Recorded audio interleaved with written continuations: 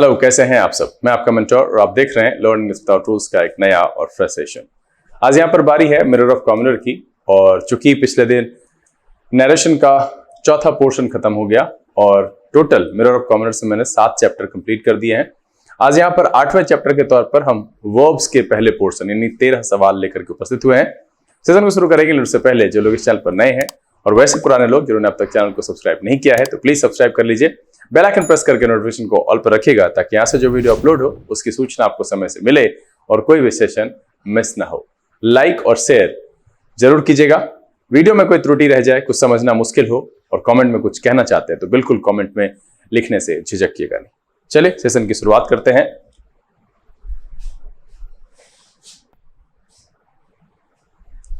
Learning without rules के session में एक बार फिर से आप सबका तहे दिल से स्वागत है। उम्मीद है आप सब तैयार हैं। तो चलिए फटाफट सेशन की शुरुआत करते हैं और लेते हैं आज का पहला सवाल और आपका समय शुरू होता है अब।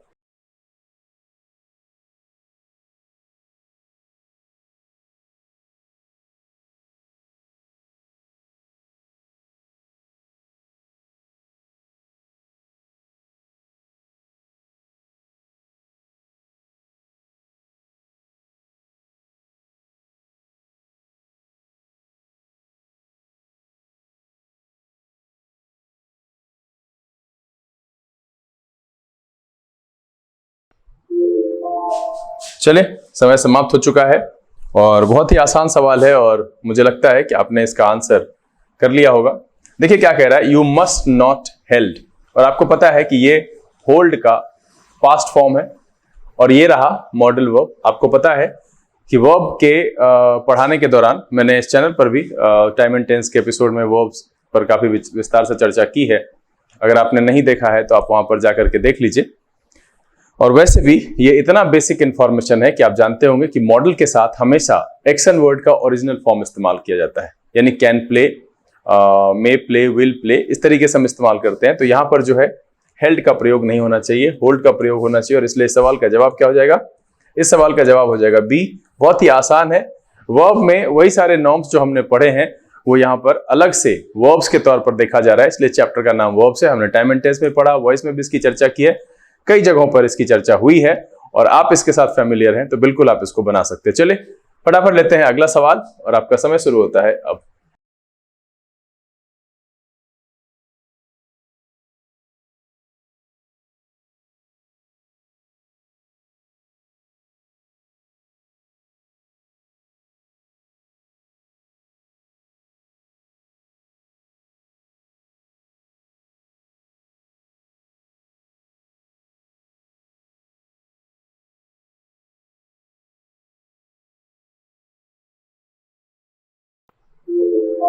चलिए समय समाप्त हो गया है और देखिए बहुत ही आसान है। कह रहा है he is very drunk so he can not tell you even his name. अब यहां पर भी देखिए प्रेजेंट की चर्चा है, यहां पर भी प्रेजेंट की चर्चा है। इस सेंटेंस में कहीं पर भी कोई गड़बड़ी नहीं है, इसलिए सवाल का जवाब है नो एरर और इसका जो ऑप्शन है वो है ऑप्शन नंबर ई। चलिए फटाफट बढ़ेंगे अगले सवाल पर और आपका समय शुरू होता है अब।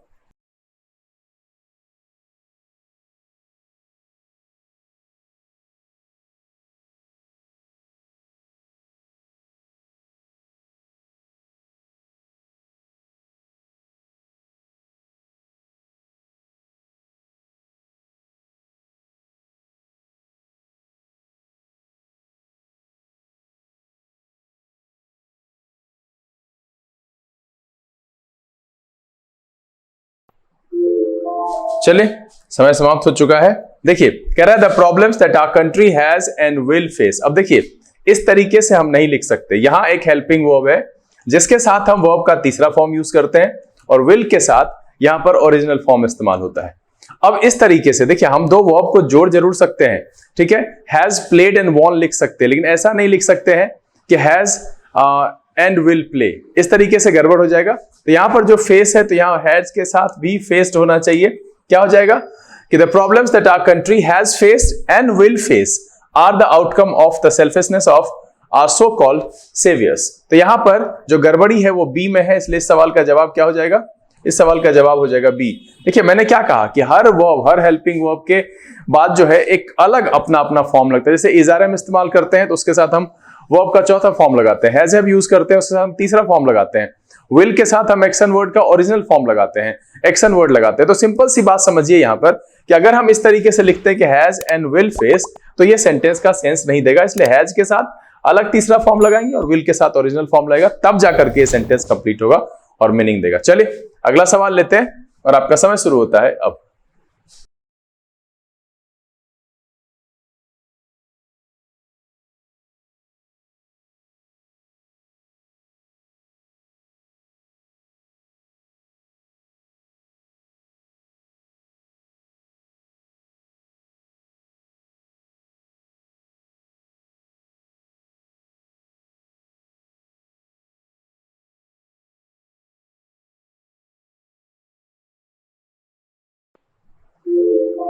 चलिए समय समाप्त हो गया है।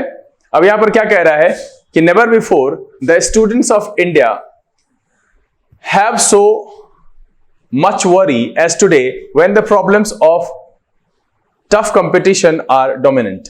अब यहां पर देखिए क्या क्या कह रहा है कि नेवर बिफोर, चूंकि सेंटेंस की शुरुआत नेवर बिफोर से शुरू हुई है इसलिए यहां पर इन्वर्जन का प्रयोग होगा। इस हैव को यहां द से पहले लिखेंगे तब सही होगा। Never before have the students of India, है ना, मतलब यह है कि नेवर बिफोर से सेंटेंस की शुरुआत है, इसीलिए हम वर्ब के लिए इन्वर्जन, जैसे हार्डली स्कार्सली से अगर हम सेंटेंस की शुरुआत करते हैं वहां पर भी इन्वर्जन का प्रयोग होता है। नो सूनर से सेंटेंस की हम शुरुआत करते हैं वहां पर भी इन्वर्जन का प्रयोग होता है, इसकी चर्चा मैंने की है। तो यहां पर चूंकि सेंटेंस की शुरुआत नेवर बिफोर से हुई है इसलिए हम हैव को क्या करेंगे, द स्टूडेंट से पहले लगाएंगे और इसीलिए इस सवाल का जवाब जो हो जाएगा वो हो जाएगा आपका ऑप्शन नंबर बी। क्या करेंगे, इस हैव को उठा करके हम यहां पर नेवर बिफोर के बाद और द स्टूडेंट से पहले लिखेंगे, तो इसलिए आंसर क्या हो जाएगा इसका, ऑप्शन नंबर बी। चले अगला सवाल और आपका समय शुरू होता है अब।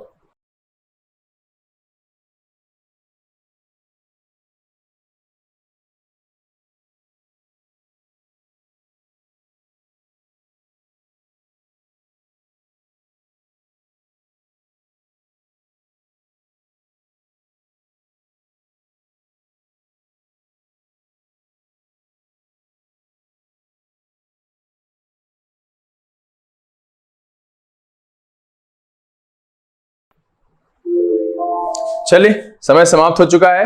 कह रहा है it being a stormy night you must thought. अब देखिए यहां पर क्या है, ये जो थॉट है फिर से अभी तुरंत मैंने बताया कि यहां पर क्या होगा, ओरिजिनल फॉर्म थिंक का प्रयोग करेंगे। Think of postponing all your programmes till tomorrow morning, तब जाकर के सही होगा। तो इसलिए इस सवाल का जवाब भी जो है यहां पर ऑप्शन नंबर बी आएगा। वैसे इस सवाल में यहां पर जो it being a stormy night है, यहां पर इट जो है इसका सब्जेक्ट ऑफ रेफरेंस है, क्योंकि ये सब्जेक्ट नहीं है। जैसे हम लोग कहते हैं ना, being a teacher it's my duty to help you, तो यहां पर जो है सब्जेक्ट ऑफ रेफरेंस जो है वो आगे हो रहा है, इसलिए हमने बीइंग से शुरू किया। क्योंकि यहां पर ये इसका सब्जेक्ट ऑफ रेफरेंस नहीं हो सकता है इसलिए इसमें इट लगाया है।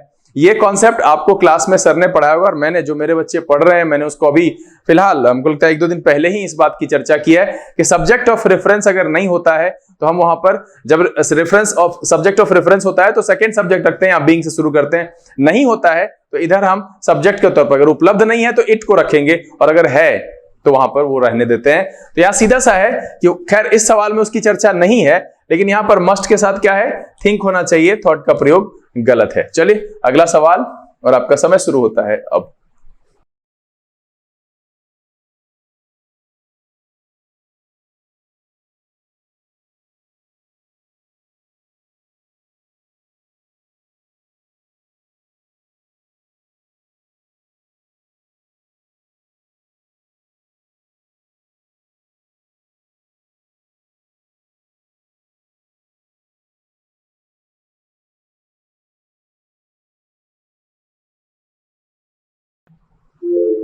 चलिए समय समाप्त हो गया और एकदम बच्चा वाला सवाल है।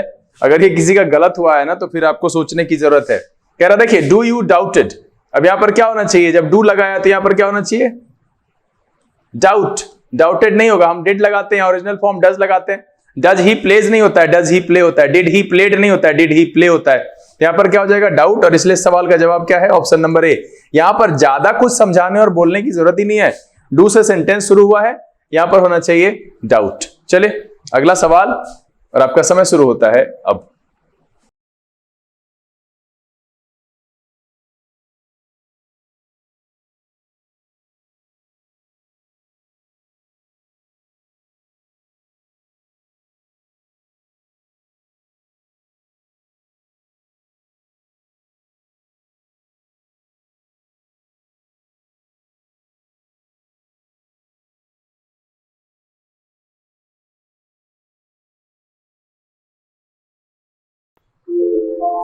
चलिए समय समाप्त हो गया। कह रहा है we would also like to help if you intend to execute such lofty plans for welfare of the society. यहां पर देखिए would also like to help, ठीक है, वुड के साथ लाइक लाया है, if you intend to, you intend लगा है इसके साथ, execute such lofty plans for welfare of the society, कोई भी गड़बड़ी नहीं है, इसलिए सवाल का जवाब है नो एरर, और जो ऑप्शन है वो है आपका ऑप्शन नंबर ई। बिल्कुल ही आसान है। चलिए अगला सवाल, और आपका समय शुरू होता है अब।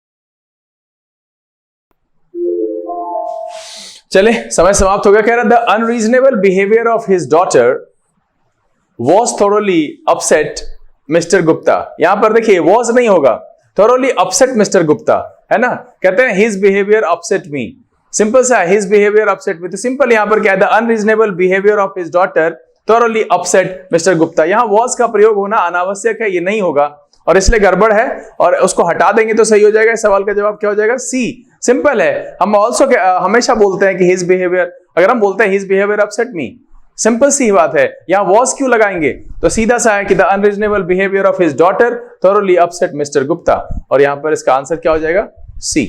चलिए अगला सवाल, और आपका समय शुरू होता है अब।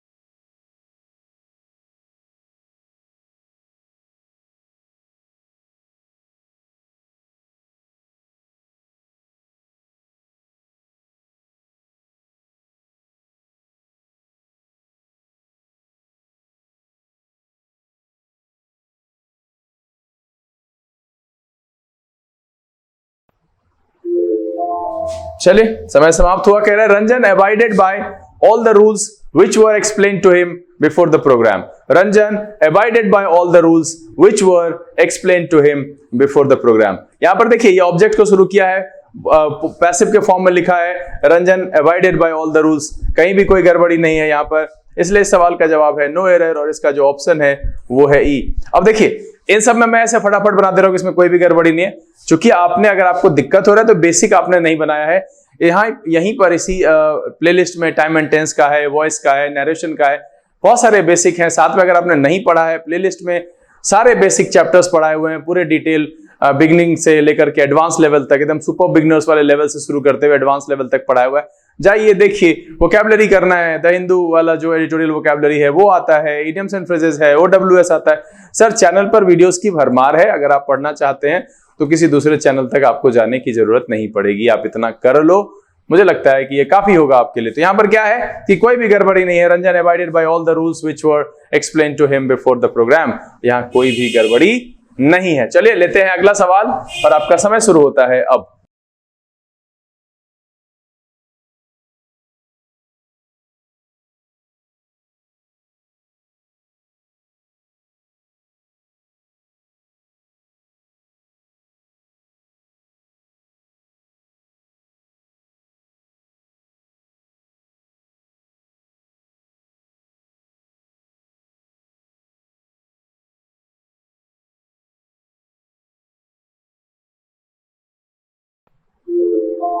चले समय समाप्त हो गया। कह रहा we were still talking about what we should do when we heard the children shouting. कह रहा we were still talking about what we should do when we heard, यहां पर भी पास्ट है, इधर भी पास्ट है, कोई भी गड़बड़ी नहीं है सेंटेंस में, इसलिए सवाल का जवाब है नो एरर, और जो ऑप्शन है वो है आपका ई। बहुत ही आसान है। वर्ब्स को अगर आपने पढ़ा है बेसिक तौर पर, आप समझते हैं कि हेल्पिंग वर्ब कैसे काम करता है, मेन वर्ब कैसे काम करता है, उसका फंक्शंस क्या है, मॉडल कैसे काम करता है, तो आप आराम से इसको सॉल्व कर पाएंगे। चलिए अगला सवाल लेते हैं, आपका समय शुरू होता है अब।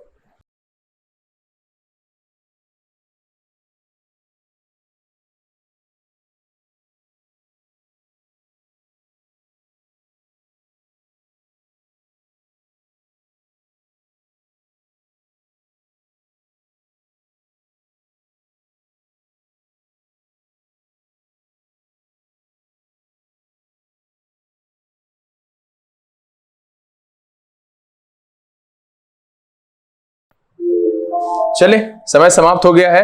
अब देखिए यहां पर जो है बीइंग के पहले इट नहीं लगा हुआ है। आप एक चीज गौर कीजिए, इसके पहले मैंने समझाया कह रहा being very often ill and frequently absent, तो इसका जो सब्जेक्ट ऑफ रेफरेंस है वो ही है ना, ठीक है। क्या कह रहा है कि he was very often ill and frequently absent, he had no opportunity to finish his work, और यहां पर लगेगा टू, है ना। He had no opportunity to finish his work or to do much of it in fact. यहां पर to लगेगा, गड़बड़ी ये है, लेकिन मैंने जो समझाना है वो ये समझिए कि यहां पर देखिए कि इसका जो सब्जेक्ट ऑफ रेफरेंस है वो ही है, इसलिए यहां पर हमने कोई सब्जेक्ट नहीं लगाया है, इट नहीं लगाया है। अगर सब्जेक्ट ऑफ रेफरेंस नहीं रहता है तब हम बीइंग के पहले इट लगाते हैं। चूंकि यहां पर अगर आप इसको तोड़िएगा तो यही हो जाएगा, he was very often ill and frequently absent। चूंकि पार्टिसिपल का जब हम प्रयोग करते हैं ना तो उसके लिए सब्जेक्ट ऑफ रेफरेंस का होना जरूरी होता है। तो यहां पर देखिए इसका सब्जेक्ट ऑफ रेफरेंस ही है, हमने यहां पर आराम से बना लिया, he was very often ill and frequently absent, he had no opportunity, तो मेरा आ गया। हम दो बार ही लिखने से बचने के लिए हमने क्या किया, एक पार्टिसिपल का प्रयोग किया, being very often ill and frequently absent, he had no opportunity to finish his work. यहां होना चाहिए टू डू, इसलिए डू से पहले टू लगाएंगे, और इसीलिए इस सवाल का जो जवाब हो जाएगा वो हो जाएगा आपका ऑप्शन नंबर डी। क्या हो जाएगा इसमें, डू के पहले यहां पर टू ऐड करेंगे, और ये पॉइंट ऑफ रेफरेंस वाली बात उम्मीद है आप समझ गए होंगे। चलिए अगला सवाल लेते हैं और आपका समय शुरू होता है अब।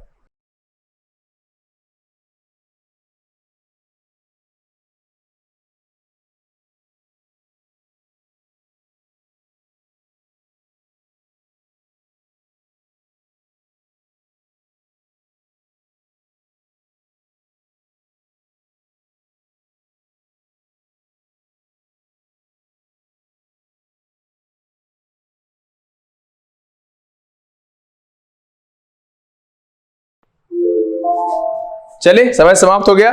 देखिए अभी मैं शुरू में भी समझाया और अभी तुरंत मैंने इस सवाल से पहले समझाया है कि सब्जेक्ट ऑफ रेफरेंस क्या होता है। अब देखिए यहां विजय डिसाइडेड है और यहां कह रहा है बीइंग अ रेनी डे, तो विजय तो नहीं होगा ना, डिसाइडेड तो यहां तो हम नहीं लिख सकते ना, विजय वो रेनी डे नहीं लिख सकते। देखिए क्या होता है ना, अगर हम कहें it was a fine morning, he went out. अब यहां क्या है ना कि ये जो ही है, अगर हम यहां पार्टिसिपल प्रयोग करें तो ये ही उसका सब्जेक्ट ऑफ रेफरेंस नहीं होगा, तो हमको क्या लिखना पड़ेगा, it being a fine morning, ठीक है, it being a fine morning he went out, ठीक है। तो अगर यहां पर इसका सब्जेक्ट ऑफ रेफरेंस ये नहीं है तो हमको यहां पर क्या लगाना पड़ेगा, इट लगाना पड़ेगा। क्या हो जाएगा, It being a rainy day, Vijay decided to stay at home and work further on the problem। तब जाकर के ये सही होगा। यही मैं समझा रहा हूं कि ये जो पार्टिसिपल है, अगर इसका जैसे पिछले सवाल में देखिए, अगर हम यहां पर पीछे आए तो देखिए ही जो है कहता था यहां पर इसका सब्जेक्ट ऑफ रेफरेंस था, लेकिन इसमें क्या है, रेनी डे है और यहां विजय है, तो विजय तो रेनी डे हो नहीं सकता भैया, तो इसको अलग सब्जेक्ट ऑफ रेफरेंस चाहिए। तो इसलिए मैंने क्या रहा कि जब नहीं रहता है सब्जेक्ट ऑफ रेफरेंस तो बीइंग के पहले हम इट का प्रयोग करते हैं, और यही यहां पर गलती है। इसलिए इस सवाल का जवाब क्या है, ऑप्शन नंबर ए। उम्मीद है आप समझ गए होंगे, और अगर नहीं समझे ना तो आप कमेंट में लिख करके मुझे पूछ लीजिएगा दोबारा, हम इस पर पूरे विस्तार से आपको एक छोटी सी वीडियो ला करके समझा देंगे, और कल के ही कमेंट बॉक्स में समझा देंगे। तो अगर आपको परेशानी हुई है ये समझने में कि सब्जेक्ट ऑफ रेफरेंस क्या है, बीइंग का क्या है, नहीं समझ पाए तो कमेंट में लिखिए जरूर। चलिए सेशन का आखिरी सवाल लेते हैं और आपका समय शुरू होता है अब।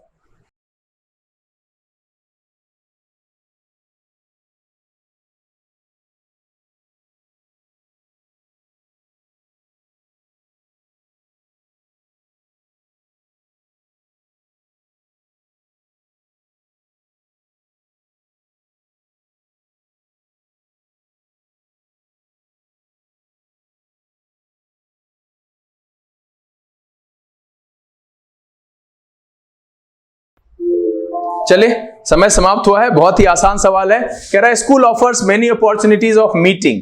अब यहां पर देखिए एक वर्ब फॉर्म लगा है मीटिंग, हेल्पफुल पीपल, रीडिंग, दूसरा लगा है यूजफुल बुक्स, बीच में लगा हुआ है एंड, तो यहां होना चाहिए ऑब्टेनिंग। क्या होना चाहिए, obtaining information about a variety of public careers. School offers meeting, reading and obtaining. क्या हो जाएगा, मीटिंग, रीडिंग एंड ऑब्टेनिंग। इसलिए सवाल का जवाब क्या हो जाएगा, ऑप्शन नंबर सी।